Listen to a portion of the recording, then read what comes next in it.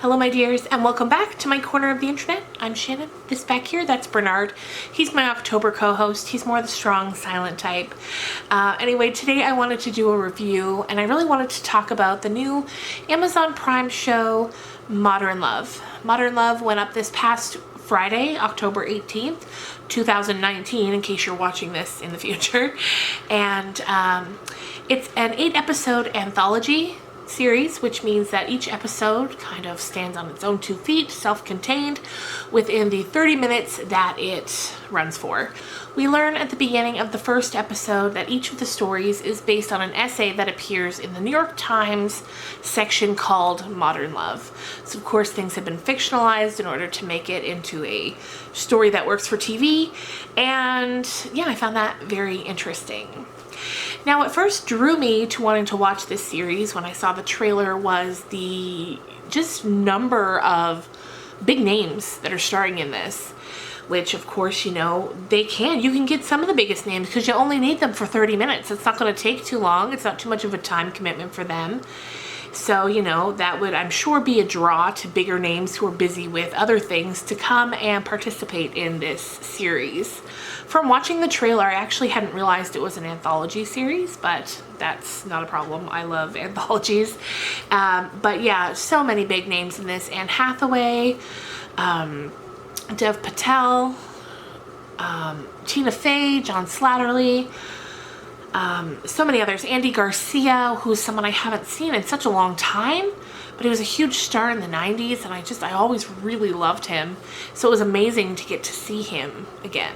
I find the name Modern Love a little off-putting because based on that title, I was kind of expecting like Black Mirror, but love stories. I expected it to be really seeped in technology just based on the name, and it really wasn't that at all. It's very much just a collection of love stories. Something else that I really loved is because there are 8 stories, there's going to be something, I think, for everyone. I think no matter who you are, you're going to relate to at least one of these stories. And even the ones you don't relate to, if you love a good love story, that's not cheesy. Because I can't stand cheesy love stories, but these aren't that. And in fact, they're not even all romantic love stories.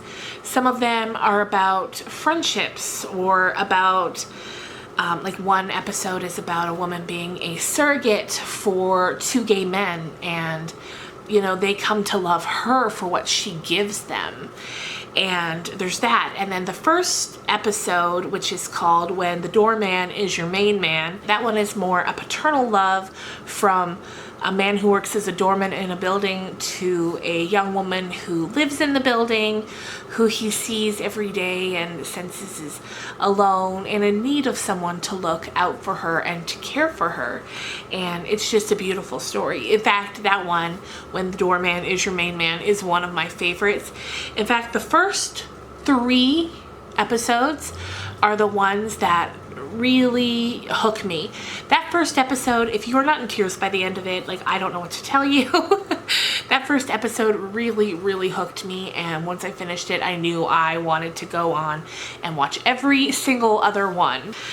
And so the second one is where Andy Garcia is, and it's called When Cupid is a Prying Journalist. Now this one stars Catherine Keener and Dev Patel, and it starts off, she is interviewing him, and he is the creator of a really popular dating app called Dater. And so she's interviewing him, and she asks him, you know, have you ever been in love? And that question kind of takes him aback because, as he says, no one's ever asked me that before. And so he tells his story, and then she tells her story afterwards. And this kind of sharing of such private, personal moments really bonds them together. And we get to see towards the end of the episode, they run into each other on the street, having been probably, I'm thinking, like a year or 2 later. And they just embrace like they're the oldest and truest of friends, although really all they know of each other is that afternoon they spent sitting together to do the interview. And I love that about this series. I love how it shows moments of connection because that, you know, as humans, that's what we're all craving at our deepest levels, connections with other people. And I love seeing how those connections come to be, those unlikely connections. And this story is a lot of that. Andy Garcia comes into that second episode in Catherine Keener's flashback, where she's remembering a missed opportunity, kind of a lost love, whereas they met, I think in Paris it was, her and Andy Garcia, and she gave him a copy of Anna Karenina with her phone number in it. And they were going to meet up later that night. This was 15 years ago. And then when he's on the train, he loses the book. And then kind of fast forward to more recent times, she's now a writer and she's doing a book signing. And he walks in because she's in his town and he had heard that she was going to be there. And at first she plays it really cool with him. No, she doesn't want to seem too excited because she was so hurt by him not showing up. At this point, they're both married. Anyway, after he leaves, she sees that he had tried to show up that night in Paris. And she learns it because he leaves his phone number with her. And she doesn't look at it until he's gone. But once she does look at it, she sees that he's written it on the plane ticket. So he had been there. He had come to see her, but he lost the phone number or the address, whichever it was. And that was just so heartbreaking. And I don't want to give away too many spoilers about the episode, but then they spend some time together, and although briefly, and it's just a beautiful episode. The third one is Anne Hathaway's episode. That one's called Take Me As I Am, Whoever I Am.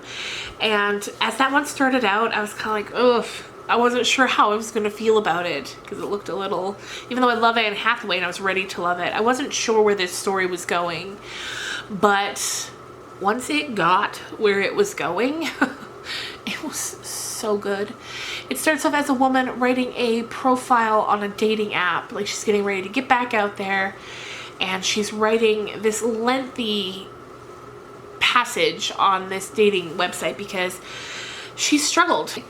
The basic gist is that she struggled with this mental illness for years and years, for so long, and she suffered because of it, and she's made other people suffer because of it, especially prospective partners, when her behaviors are so strange and she doesn't explain herself to them. And so she feels so isolated and alone because she doesn't know how to let somebody in. And, you know, she has this moment when she's typing where she's like, I need to give people the choice. She's like, you know, I cut them off and I act weird, and then they're left wondering what is going on. And then she just kind of ghosts them from there on out. And she's like, you know, I'm realizing I need to let people choose if they want to be a part of my life. So those first three, I just love them so much. Then they just go on. There's 8 of them. The surrogate and the 2 gay men. I love that. Andrew Scott's in that. I love him. If you've seen Fleabag, he was the priest in that, and he was so good. And again, it's just a heartwarming story. That one was called Hers Was a World of One. There's another one with Tina Fey and John Slattery, and they play a married couple who's been married for a very long time. The kids are now teenagers. One's getting ready to go off to college, and they're sort of facing the reality of their marriage and like, is this worth fighting for, or should we just call it quits? And the episode is all about that, and I loved that. What else? There's another episode called At the Hospital, an interlude of clarity. It's a really sweet episode about an unlikely pair, basically, who find each other and end up at the hospital due to a misfortunate accident, and they kind of bond at the hospital, and it's a fun episode. Then there's another one called So He Looked Like Dad. It was just dinner, right? I love the titles of these episodes. And that one stars the girl from Ozark. You know, the young girl with the curly blonde hair. She's in that. I think her name's Julia Garner. I think. Anyway, she's fantastic. This episode, this was the one that probably worked the least for me. Maybe. I mean, I loved them all, but I think this one, if I had to put them in order, I'd put this towards the bottom for sure. But it was definitely an interesting episode. It never kept going where I thought it was going to, which I loved about that. And then we finish off with The Race Grows Sweeter Near Its Final Lap. And that one kind of looks at end of life love. Like, say if you've been married to the love of your life, they pass away, and then you find another person to love at the end of your life. And that was a really sweet episode. And again, so many of these, almost all of them, brought tears to my eyes for different reasons. I think it's a fantastic collection. And like I said, none of it veers into cheesy. It's all very smart. It's all very well done. And it's not cheesy at all, so you don't have to worry about that. Even though with the title of the show, I was a little worried at the start that we were gonna venture into some cheesy places, but we never do. It's all beautiful. And I'm telling you, if you watch that first episode, you're gonna be hooked because it's so precious and so sweet and so beautiful and so pure. And I love that. And at the bottom of it, it's just, you know, it's just stories about people trying to get by, you know? And that connection is such a big part of what we need to get by. So I think I'm gonna end that here. I hope you enjoyed this. Let me know in the comments down below if you've watched Modern Love yet and what you thought of it. And if you have watched it, let me know what was your favorite episode. And although I know it's hard to pick. Anyway, you guys, we got a few more videos coming up this week. I'm gonna be doing a paranormal type video. It's less paranormal, more looking at the really weird sort of superstitions from the Victorian era relating to death and the possible afterlife. And then this week's book talk, I've actually changed my mind. It's going to be on Alice Hoffman's new book, The World We Knew. It was going to be on Haunted Canada, which is a collection of ghost stories, but I'm going to do the Alice Hoffman book instead. And then next week, closer to Halloween, I'll just do a random video about some of those ghost stories. Maybe we'll do that for next week's paranormal video. Anyway, again, hope you enjoyed. I hope you're having a great day, and I will see you again real soon. Bye.